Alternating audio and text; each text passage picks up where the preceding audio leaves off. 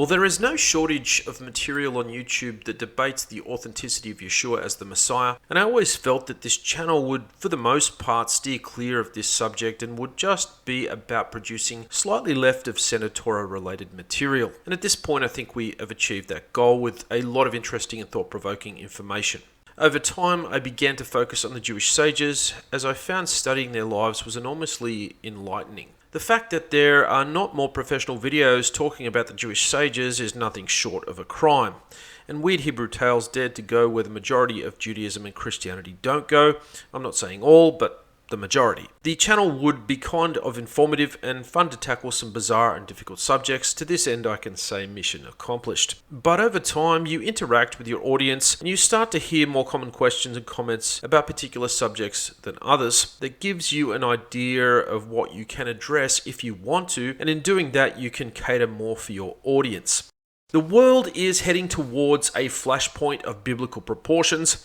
Everyone from the school janitor to the high-ranking politician is feeling it. Humanity is quickly dividing into two distinct groups, and anti-Semitism is growing to pre-World War II proportions, especially in Australia. Whether we like it or not, the Messiah is going to come. People are concerned, and they want to be ready for that rocky road ahead, through which we have to go and meet him. The problem is that many people think that just picking the right guy is the key to success. Many generations of righteous people have come and gone who were born, lived, and died without the final global act playing out. I'm sure that's no surprise to anyone. Some, if not many, watching this video will join this demographic.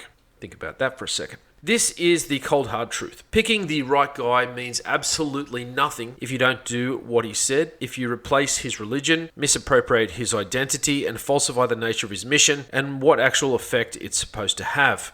In the world today, we have Christianity in all its denominations, who for the most part toe the line of the Jesus persona, and that the church is a new spiritual Israel. Then there is Judaism in its various divisions, that for the most part continue their tradition of rejecting him and continue on its merry way. The last 30 years, Messianic communities have emerged with the more Hebraitized persona of the man that Christianity calls Jesus, but enough dust has settled in that time now to see where that group has landed, and unfortunately it's still a little way from the mark, to say the least. The question that I get asked most frequently is, how does someone who believes that Yeshua is the Messiah promote Orthodox Judaism and being a Noahide? Well, the answer is easy, but the acceptance of that answer is a struggle for the majority of people from both camps, or should I say all three camps, Judaism, Christianity, and Messianic Judaism, whatever branch of that multifaceted sect you're from. Across the majority of thousands of various translations of the commonly perceived New Testament, there is enough information there to present a compelling argument for a Jewish Messiah, but there is a lot of loud noise and visual distractions that obscure this truth. By the way, let me just say that I detest the title the New Testament because it shows allegiance to the early heretical church father Marcion, who was the originator of that name, and by using it you invoke his ideology, whether you know it or not. It's like calling Israel Palestine.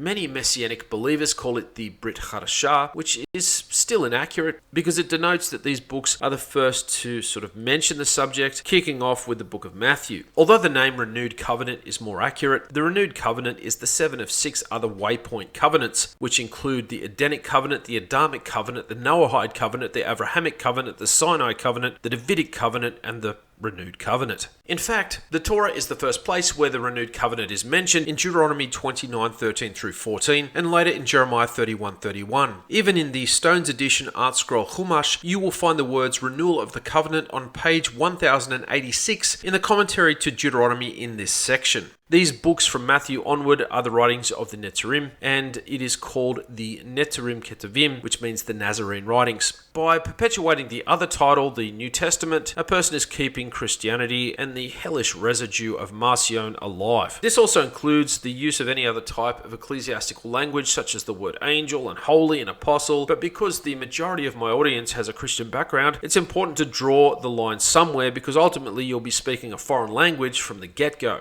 So what arguments do I have that supports that Yeshua is the Messiah and Orthodox Judaism is the proper way to go if you're Jewish, and being a Noahide is the proper way to go if you have a non-Jewish mother? So what are these compelling arguments? Before I commence, I should say that Yeshua being the Messiah does not legitimize Christianity or void Judaism, rather it does the opposite. The religion of Christianity did not emerge until after the events recorded in the Netzarim, and its doctrines grew out of the constructs of Simon the Magician, Simon Magus, Ignatius of Antioch, Emperor Constantine, and Marcion. These are the four key founders of Christianity. Indeed, the word Christian did not emerge until hundreds of years later. The word you read in most New Testament translations, the few places it does appear, is Christiana, according to the Aramaic texts, which was a Greek word meaning anointed ones, denoting what foreigners called them. The Hebrew equivalent is Mashiachim. At any rate, this video is not about Christianity, it's about the offshoot sect of the Jews, the Netzarim, and it's about Judaism, and it's about the Messiah of that religion.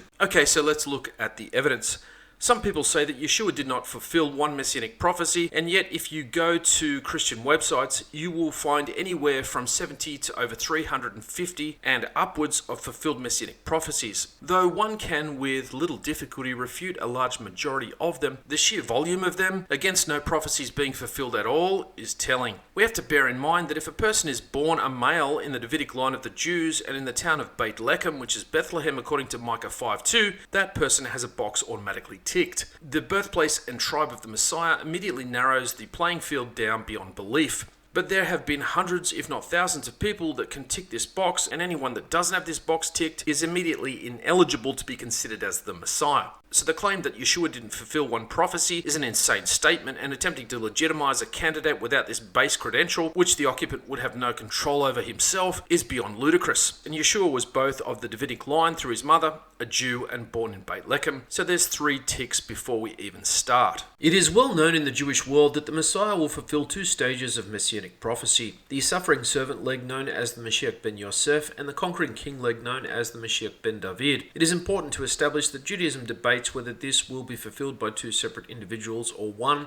which is fine. Christianity is clear in its core text that the Messiah has already fulfilled the first leg. In Judaism, neither of these stages have been fulfilled. Now, before my sneaky Jewish unsubscribed watchers panic, let me make it clear that Christianity is a false religion and it is idolatry. Adding to this, the so-called New Testament is an unreliable document in its current multitude of guises. At the time of compiling this video, there are over 3,142 versions in over 2,073 different languages. If you ever hear a pastor hold up a Bible and say this is the Word of God, the response should be which version. But this doesn't mean that the Netzarim is a completely fabricated document that appeared out of thin air. In the Jewish world, it is refuted as being a completely fake book, and that the events didn't actually happen, and yet it is simultaneously used by lifting various events it relates as proof that the religion is false. So which is it? A fake book that is completely untrue, or does it contain accurate events of a false movement? Which one is it? My argument for many versions of the so-called New Testament being unreliable and yet containing information about legitimate events and a legitimate movement is similar to the books 1 and 2 Maccabees. In the Jewish world, this book, which appeared in the Apocrypha, was not canonized by Jews originally due to the Hasmonean dynasty making some, let's just say, not very good decisions after their victory that eventually led to the appearance of the Sadducees, and on top of that, this book fell entirely into the hands of the Catholic Church, so it is forbidden to be read and studied by Orthodox Jews. It isn't even read on Hanukkah. But that doesn't mean that perhaps the most Jewish event to ever occur in history didn't actually happen. The same goes for the Book of Enoch. This work is also forbidden to be studied, but the Jews still believe that much of the events it relates happened, and we know this because some of the Dead Sea Scrolls and some Jewish works like Sefer HaKehilot corroborate much of Enoch's experiences in the aforementioned work. You see, historically, it has been very difficult for people to disengage from the predominant Christian identity of Jesus when someone says they believe in Yeshua and they also believe in the Torah, whether they're a Christian, a Jew, a Messianic, a Muslim, or even a secular person. The Christian world have done such a great job of hijacking the original Netzarim faith that it is literally encased in people's DNA. Not only that, but the Jewish world reinforced this perception to keep a guardrail up to curtail people potentially leaving Judaism,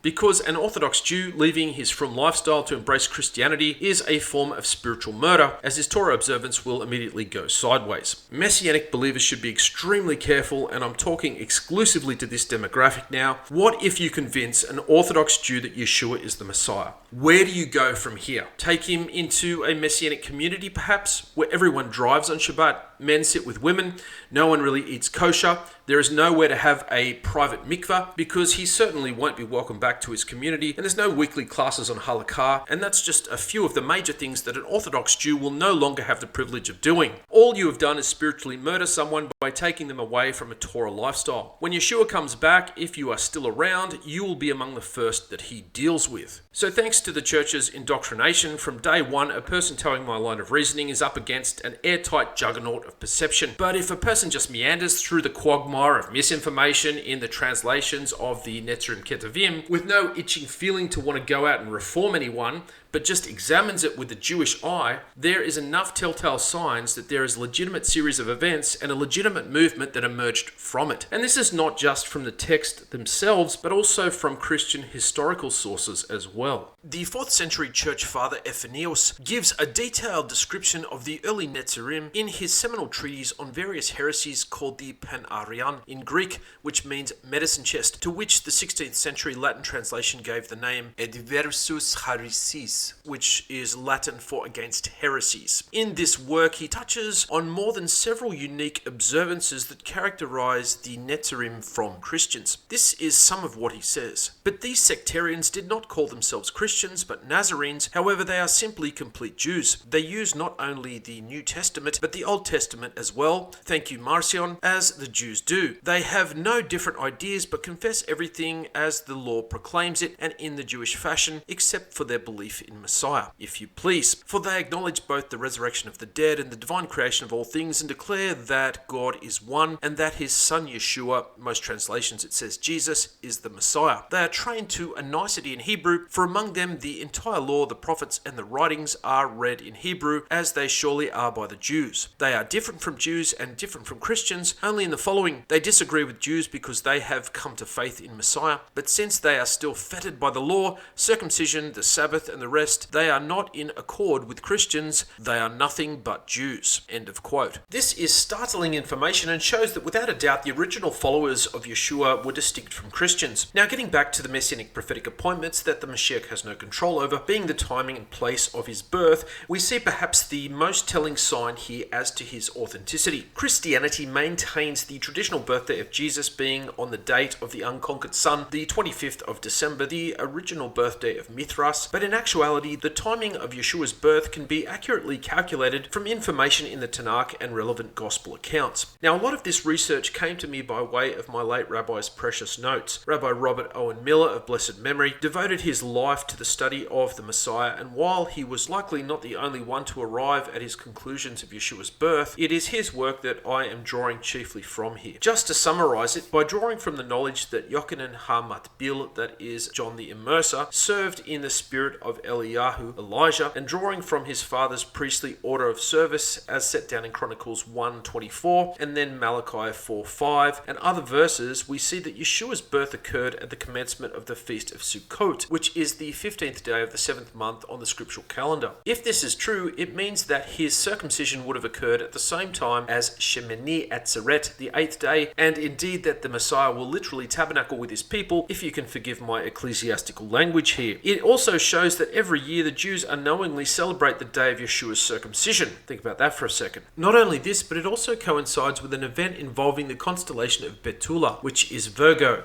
which means maiden, or dare I say, virgin, which just before the time of Yeshua's birth saw the moon move directly to the feet of Betula, aligning with Jupiter and Venus right before a comet shot out between her legs. This comet is cited in the Talmud in Tractate Berakot 58b, and according to the Maharal of Prague, in his book Netzach Yisrael, chapter 60, the comet is meant to be understood as a metaphor for the coming of the Messiah. I thought about making a whole other video on this, but perhaps for another time, as it's quite involved. At any rate, there is material across the web that goes into detail about arriving at the proposed dates and the telling astrological signs that occurred at Yeshua's birth. Okay, so what about being a Noahide? Let's address that. Don't Noahides also disbelieve in Yeshua? The answer is yes. At this time, 99.9% of them do. But if you believe that Yeshua was the Messiah and he was an Orthodox Second Temple era Jew who observed the Torah, and you want to follow him and your mother wasn't Jewish, what other option do you have? Such a person can't convert unless they lie to an Orthodox Beit Din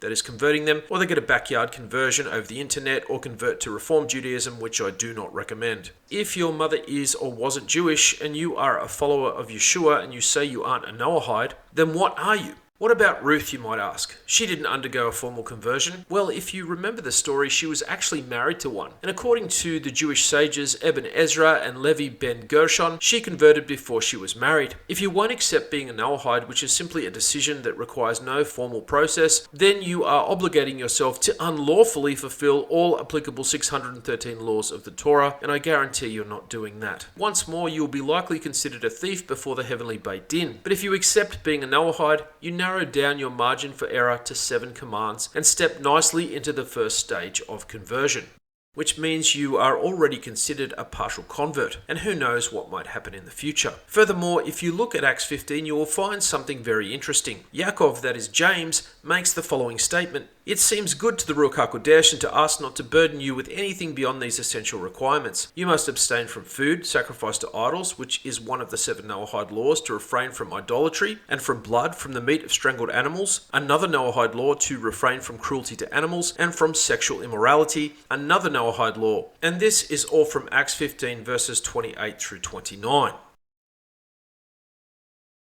So what if you are already an Orthodox Jew and you accept Yeshua as the Messiah? If this is you, chances are it's Jesus and not Yeshua anyway, but if it's the real deal, here is the best advice you will ever hear. Stay precisely where you are and keep your mouth shut.